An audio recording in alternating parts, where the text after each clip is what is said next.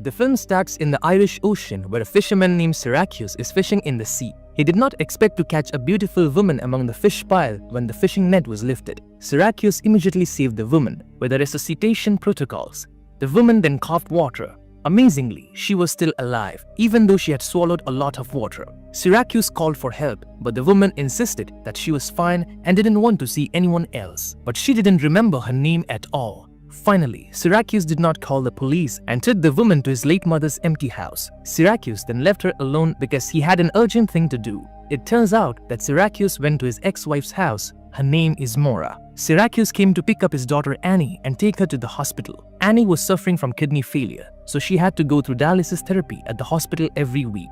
While waiting for his daughter through the dialysis process, Syracuse tells a story. The story was about a fisherman who found a beautiful woman in the fishing net. Finally, Annie finished her dialysis therapy. Annie then got surprised because she could borrow the electric wheelchair from the hospital. Syracuse drove Annie back to her mother's house. There is Maura's boyfriend named Alex. Maura and Alex often get drunk, but they still care about Annie. The following day, Syracuse was about to go fishing. Then he met again with the beautiful woman he found yesterday. The woman asked Syracuse to take her to catch fish with him. Syracuse asked the woman's name again. She then said her name is Ondine, which means girl from the ocean. Unfortunately, that day Syracuse caught very few fish. Suddenly, Ondine began to sing with a melodious voice. That's when Syracuse lifted his net, and he was stunned to find many giant lobsters there. Apparently, Ondine's singing brought luck to him. His catch was huge that day. Upon returning to the island, Syracuse invited Ondine to come to town to sell their catch, but Ondine refuses because she doesn't want to meet anyone else except Syracuse. Ondine rushed back to the house. After selling the lobster, Syracuse goes to the clothing store and looks for clothes for Ondine. After that, he went to Annie's school to pick up his daughter. That's when Annie challenges her father to race home. On the way, Annie asks Syracuse to continue his story. According to Annie, the woman in her father's fairy tale is Selkie. Selkie is a character in mythology who is a seal that can turn into a human. After dropping Annie at Maura's house, Syracuse went home. However, Annie, curious about her father's fairy tales, and decides to follow him home. Syracuse returns to his mother's house. He then gave a lot of food and new clothes to Ondine. Ondine was pleased to get all of the gifts. She then kissed Syracuse's cheek. With a red face, Syracuse left. Meanwhile, Annie suspects her father is hiding something at her grandmother's house. She then goes to the library to find information about selkies. The next day, a curious Annie decides to go to her late grandmother's house. There she saw a woman swimming in the ocean. That's for the first time Annie and Ondine met. Annie was very sure that the woman in front of her was a selkie and not a human. The two then chatted a lot, but Annie turns out to know a lot about Ondine and why she went to land instead of at sea. She was sure that Ondine has lost her seal coat. According to legend, without the coat, she could not return to the ocean.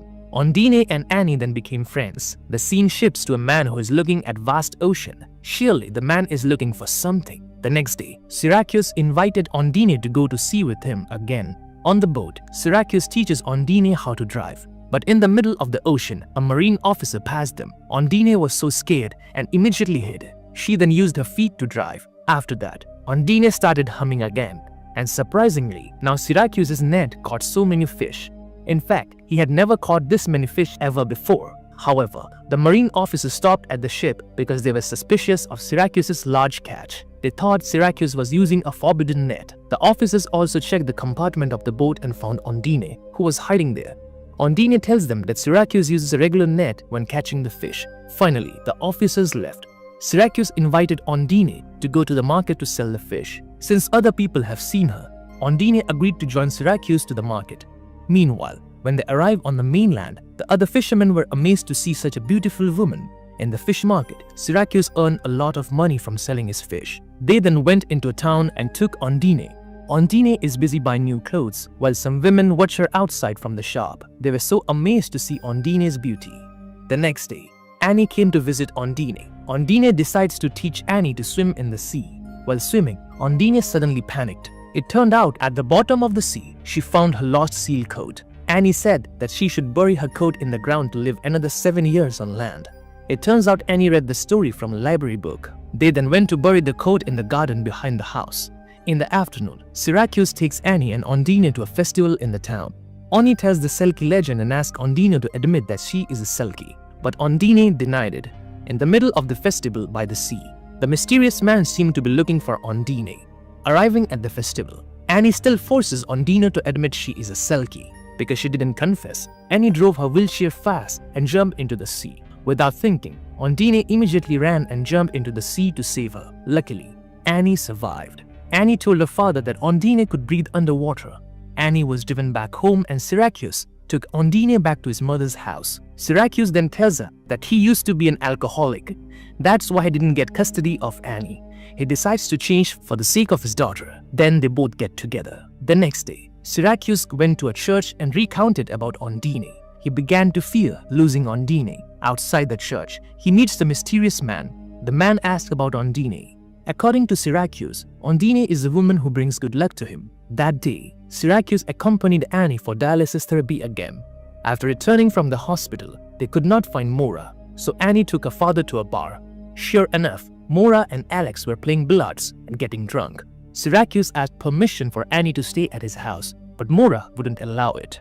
She even asked Syracuse to come home to meet his mermaid. While sleeping, Ondine woke up hearing the sound of an approaching car. It turns out that the mysterious man came to look for her. Syracuse, who came home, was shocked because his house was falling apart as if someone had damaged it. He immediately went looking for Ondine and managed to find her on the riverbank. It turns out that the mysterious man is her husband, who came looking for her.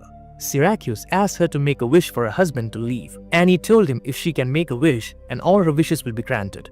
But Ondine wanted to make a wish for Annie to recover from her illness. Ondine's words touched Syracuse. Meanwhile, the mysterious man is looking for Ondine in the middle of the city.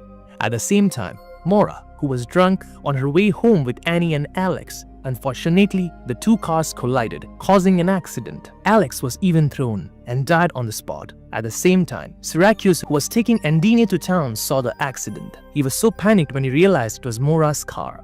Luckily, Annie survived the accident. At the hospital, Syracuse is told that Annie needs immediate surgery for a kidney transplant. It turns out, Alex has kidney tissue that matches Annie's. It was at the hospital that Ondine met her husband, who was injured. Her husband asked her to come home with him, but Ondine has one condition. She didn't want him to interfere with her life again. Annie's operation went well. Unexpectedly, it was all thanks to Ondine's prayer for Annie's recovery. The next day, Syracuse and Mora sprinkled Alex's ashes in the ocean. Mora then permitted Syracuse to take care of Annie, but on one condition: Ondine can't be with him. That night, Mora forces Syracuse to accompany her for a drink at the bar. At first, Syracuse refused, but Mora insisted until he finally agreed. That night, Syracuse was drunk. He then looked for Ondine, who was hiding on his boat. He took her to an island with a lighthouse.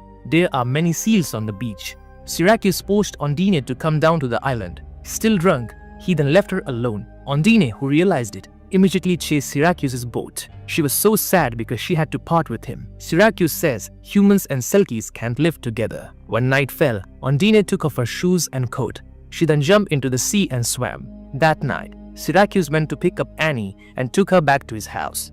Annie asked where Ondine was. Annie was so sure Ondine would come back because she left something behind. In the morning, Annie is watching TV. There is a show showing a man singing. Syracuse realized that the song that man sings is the same as the song Ondine often sings. He realized his stupidity. It turned out that the song is not an imaginary song and Ondine is not a fairy tale's character. He immediately went to the island with the lighthouse.